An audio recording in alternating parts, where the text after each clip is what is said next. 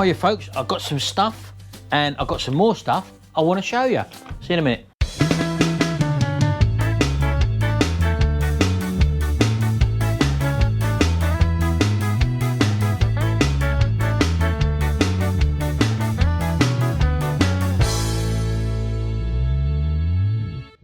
Right, well, as you know, I've got the carbs stripped down for the Triumph Acclaim, and I have been waiting.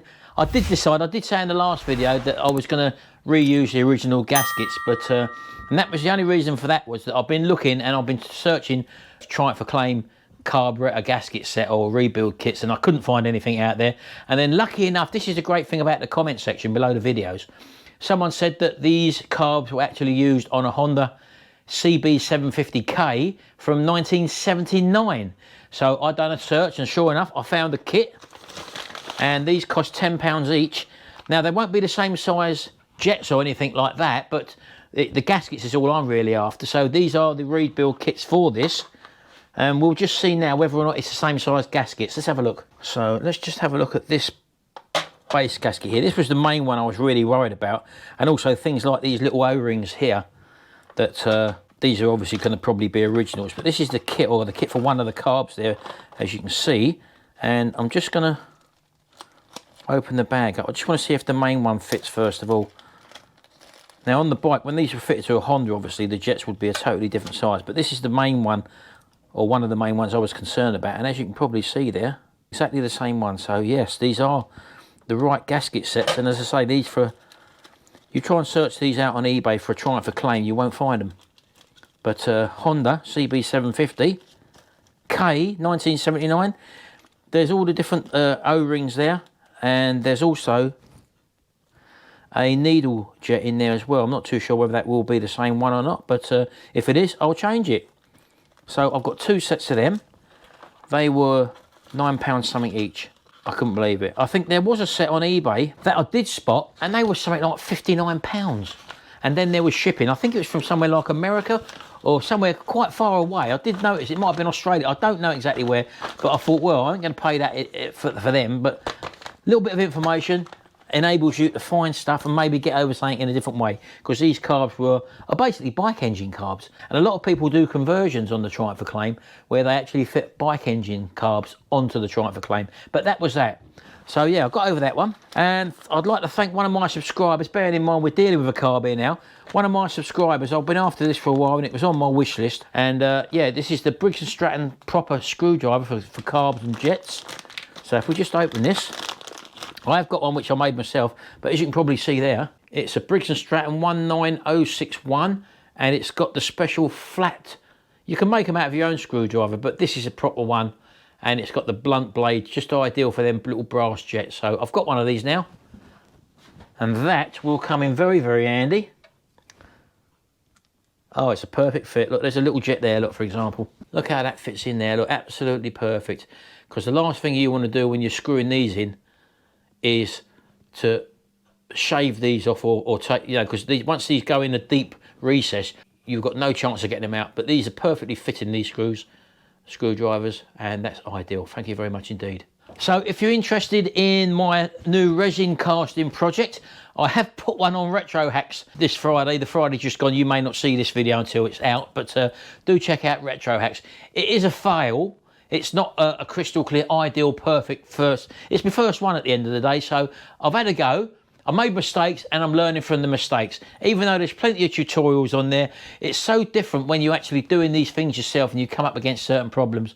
So have a look at it and give it a thumbs up. Don't give it a thumbs down, because I'm on the learning curve and I like a bit of encouragement. And that's what you don't get in the comment section normally. People normally pick faults and all that, but that's another story. So that's my resin casting, my first one on my Retro Hacks channel. Do check it out. I've got another subscriber who's sending me some model cars, and also another Tonka truck, and I'll be doing that. And also there is a UK group on Facebook now. Now I don't go on Facebook anymore. I've pulled away from Facebook, but I think it was one of my subscribers who sent me a message. Could I mention the new UK, what is it, UK Tonka Exchange group on Facebook?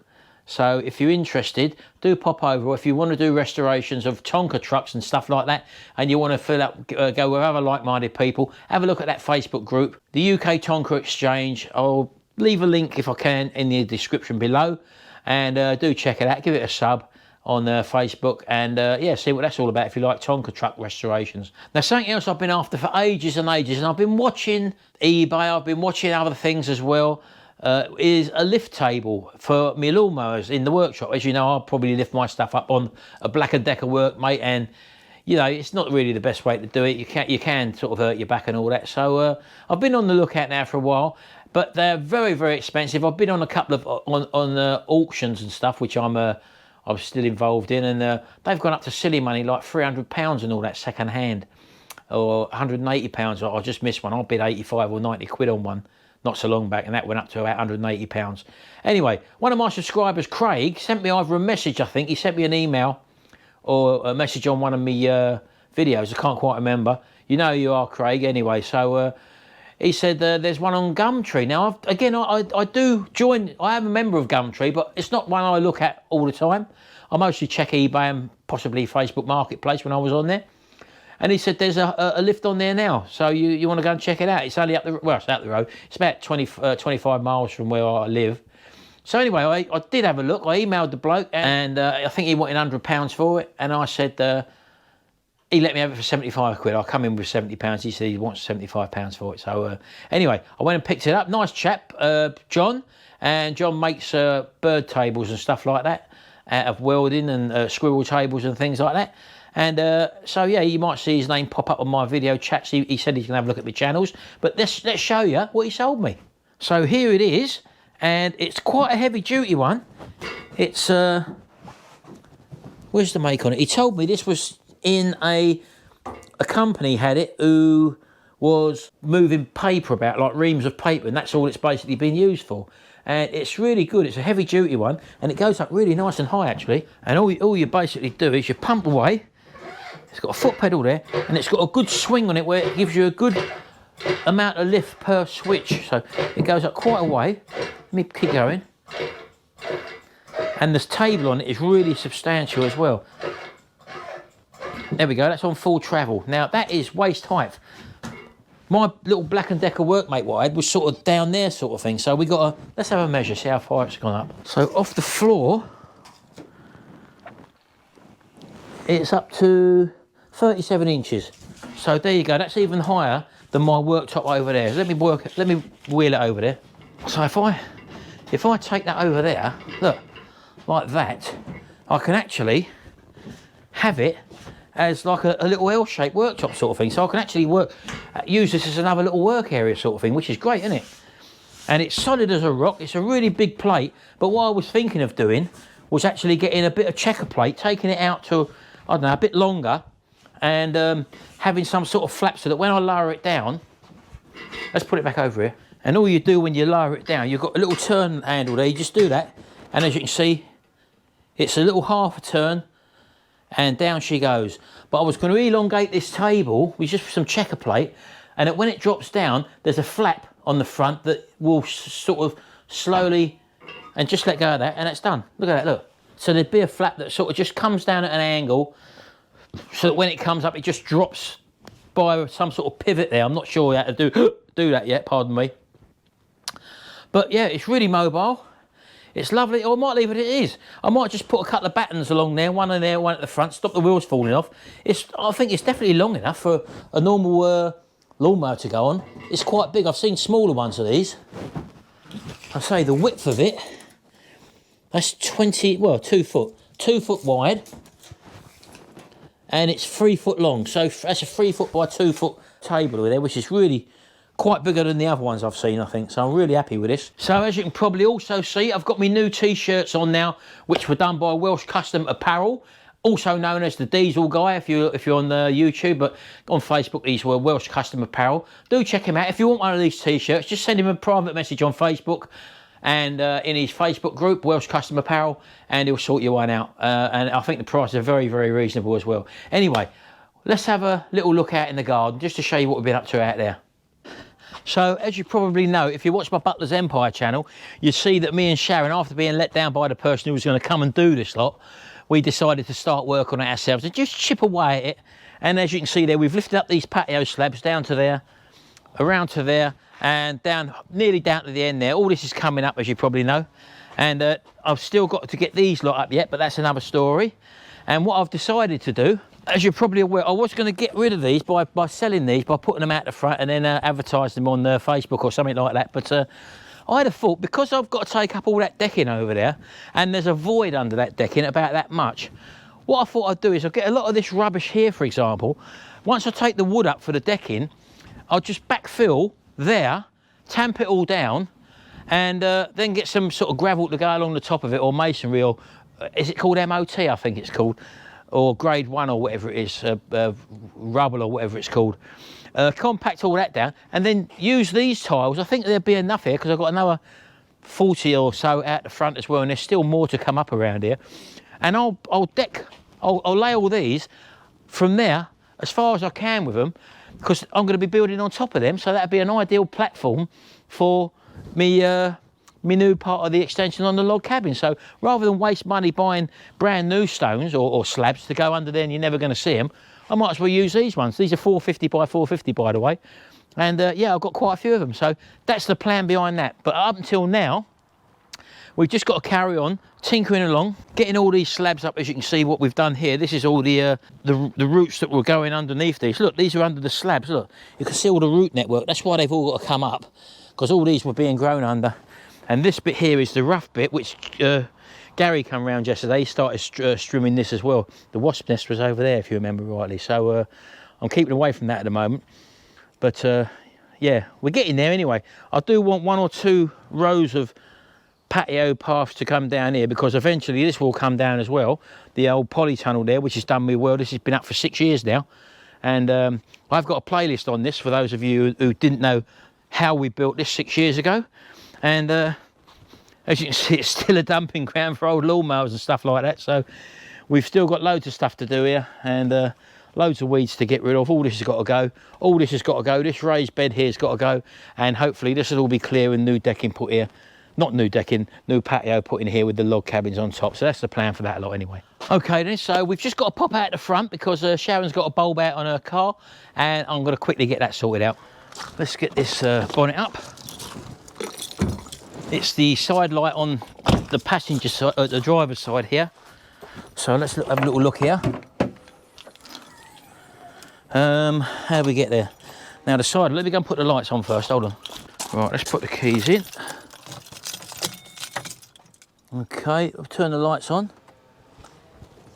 Right, it's come up now. That should be the side lights on now. That little one's on there, that little lamp there. So that's the one on the inside, which is obviously this one. Oh, yeah.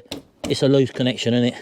The bulb actually looks all right. It's probably a loose connection, as I say. So I'm going to have to undo these two 8mm by the looks of it. So let me go and get an 8mm spanner. Right, okay, here's an 8mm.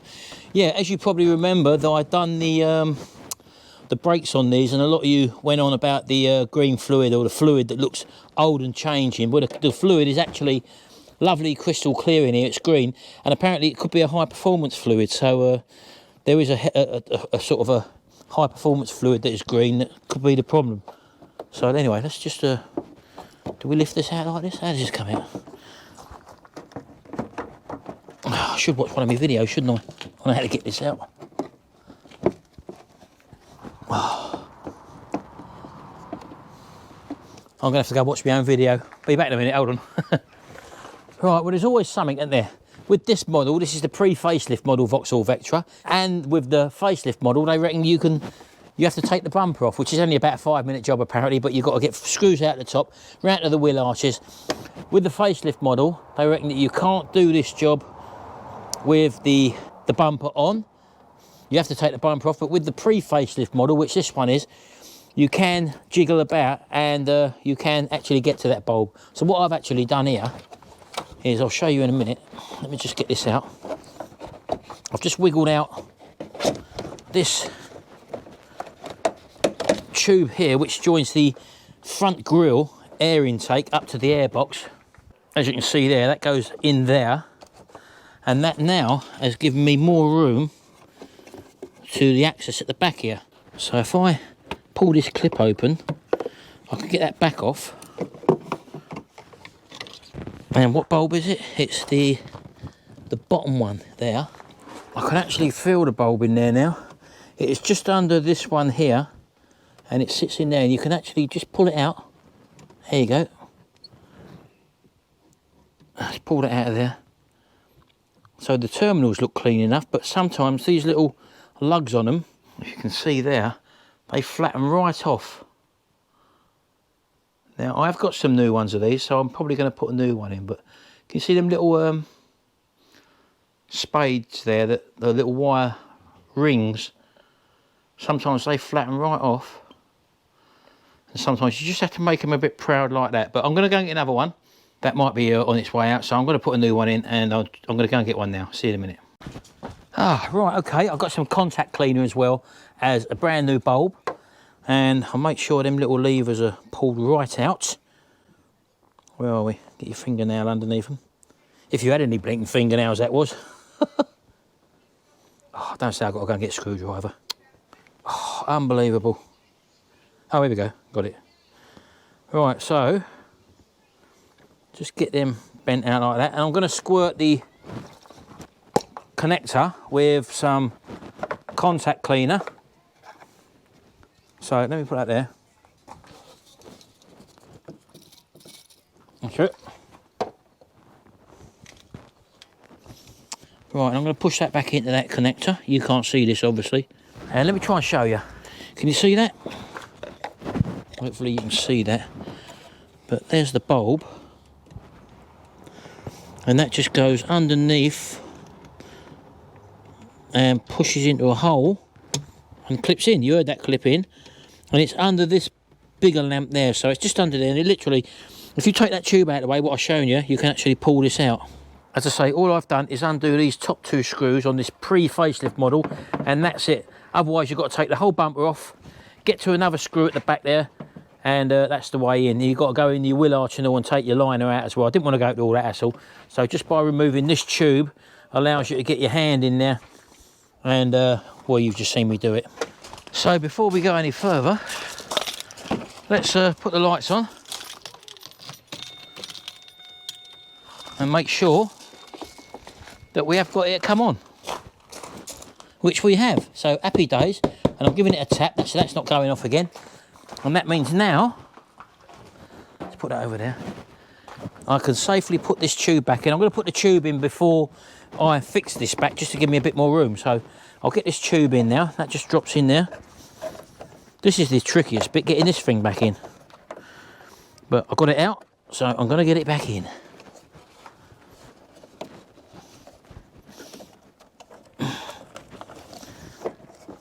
I'll try and do this in real time so you can see how much of a faff it may be, and whether you decide or not you want to bother with it. Right, that's in there. And push this back in there. Yeah, it definitely helps having that headlamp loose like it is. There you go, that's back in.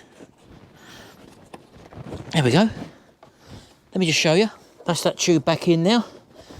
Now I can put these two bolts back in, which is just these two little 8mm screws. I should have done a video on this, because looking to find one on a simple little fix like that, everyone was saying, and also went in the forums and they said, oh, you've got to take the bumper off, and someone said you can just about wiggle in there, but there's no videos to show you what I've just done there. So I should have done a video on that, but never mind, it's in this video. And that's it, all back to normal. Lights back on. Happy days. Right, so there we go. Little bit of a mixed bag this video, but hope you've enjoyed it. And if you do like it, don't forget to hit that subscribe button, and also ring that little notification bell, and set your preferences to all. That way you get notified every time I upload a video. And check out my Butler's Empire channel, and also my Retro Hacks channel. Links are in the description below, and I'll see you in the next video. And until then, bye for now.